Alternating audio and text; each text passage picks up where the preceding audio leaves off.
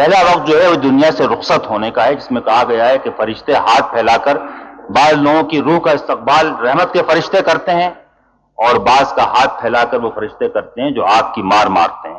اس کو ذہن میں آپ تازہ کر لیں اور کہیں کہ اللہم اجرنی من النار۔ دوسری منزل قبر کی منزل ہے، جس کے بارے میں فرمایا گیا ہے کہ یا تو یہ جنت کی کیاریوں میں سے ایک کیاری ہے اور یہ آگ کے گڑھوں میں سے ایک گڑھا ہے۔ حضرت عثمان ابن عفان رضی اللہ تعالیٰ عنہ کے بارے میں روایت ہے کہ وہ قبر پر کھڑے ہو کر اتنی دار و قطار ہوتے تھے کہ آپ کی داڑھی آنسوں سے تر ہو جاتی تھی۔ وہ فرماتے تھے کہ بس یہی تو منزل ہے، اگر اس سے کامیابی سے گزر گئے تو سارا سفر کامیاب ہے، اور یہیں اٹک گئے تو سارا سفر جو ہے وہ اس میں اٹکیں گے۔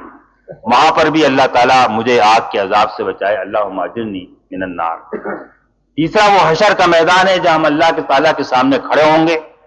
اور وہ اعمال نامہ جس کے اندر کے نہ چھوٹی سی چھوٹی بات چھوٹے گی اور نہ بڑی سے بڑی بات، اور جہاں کے بارے میں حدیث میں یہ آیا ہے کہ وہاں پر سب سے ہلکا عذاب یہ ہوگا کہ ایک آدمی کو آگ کے جوتے پہنا دیے جائیں اور اسی گرمی کے اثر سے اس کا دماغ جو ہے وہ کھولے، تو پھر آپ اس کو حشر کے میدان کو یاد کر کے آپ کہہ سکتے ہیں کہ اللہم اجرنی من النار۔ چوتھا وہ مرحلہ ہے جب سب کے سب جہنم پہ سے گزر کے اپنی منزل تک پہنچیں گے۔ قرآن مجید میں حتمم مقضیہ کہا گیا ہے، یہ سب کے لیے اس پہ سے گزرنا ہے۔ بعض ہوا کی رفتار سے گزر جائیں گے، بعض اس سے آہستہ گزریں گے، بعض لڑکھڑاتے ہوئے جائیں گے، اور بعض اسی میں گر پڑیں گے۔ اس کو آپ سوچ کے اس راستے کا اور آپ کہیں کہ اللہم اجرنی من النار۔ اس کے بعد جہنم کے عذاب کے بارے میں تو قرآن مجید، جس کے آپ آیات کی تفاسیر بیان کرتے ہیں، درس بیان کرتے ہیں، سنتے ہیں، اس قرآن نے بہت تفصیل اور کثرت کے ساتھ ان عذابوں کا ذکر کیا ہے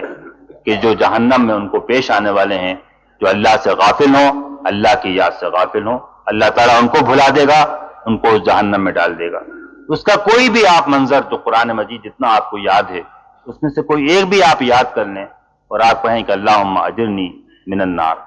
اور چھٹی مرتبہ آپ اس بات کو یاد کریں کہ جو کچھ جسمانی عذاب ہوگا وہ تو ہو گئی، لیکن حسرت کی اور ندامت کی اور شرمندگی کی جو آگ دل کے اندر جلے گی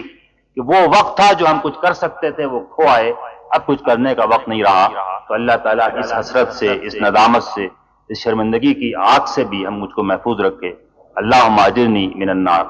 اور ساتویں مرتبہ پھر آپ یوں سوچیں کہ یہ سب کچھ جو پیش آنے والا ہے یہ ایسی بات نہیں جو خود بخود آسمان سے ٹپک پڑے گی،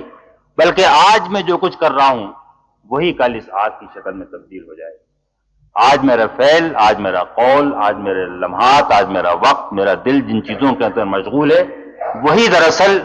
یہ اعمال ہیں کہ جو وہاں پر مجھے واپس مل جائیں گے۔ تو دراصل بچانے کا کام اس وقت نہیں ہوگا،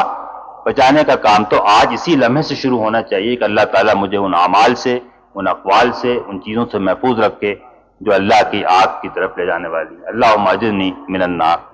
یہ 7 مرتبہ اگر آپ اس طریقے سے، اس میں پھر جیسا میں کہوں گا کہ وقت میں اضافہ نہیں ہوگا، آپ کو تھوڑی سی توجہ اس کے اوپر صرف کرنی پڑے گی، لیکن اس سے وہ حدیث جو ہے کہ موت کو کثرت سے یاد کرو جو کہ لذتوں کو مٹانے والی ہے وہ بھی پوری ہوگی۔ وہ حدیث جو ہے جس میں کہا گیا ہے کہ دلوں پر جو زنگ لگ جاتا ہے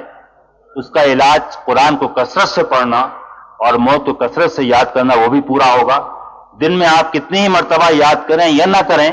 صبح اور شام، فجر اور مغرب کے بعد 2 دفعہ آخرت کا یہ پورا سفر جو ہے وہ آپ کے ذہن کے اندر تازہ ہو جائے گا، آپ اس سے دوبارہ آگاہ ہو جائیں گے، اور یہ آپ کو ایک ایسی قوت مل جائے گی جس سے آپ اپنے کردار کو بھی پاکیزہ بنا سکیں گے، اور ساتھ ہی ساتھ راہ حق میں آپ کو جس طرح محنت سے، سرگرمی سے کام کرنا چاہیے اور جس طرح اپنے آپ کو لگانا چاہیے، جس طرح قربانی دینا چاہیے، پھر یہ کام آپ کے لیے بوجھ نہیں رہے گا، بلکہ اس کام کو آپ دل کے تقاضے سے مجبور ہو کر آپ خود ہی کریں گے۔ یہ ہے وہ ذکر جس سے کہ زندگی کے اندر آپ اللہ کی یاد، اللہ کی رحمت، اس کی تمام انعامات کے مستحق ہو سکتے ہیں۔ یہ میں نے جو آپ کے سامنے 6 اذکار کا مجموعہ رکھا ہے،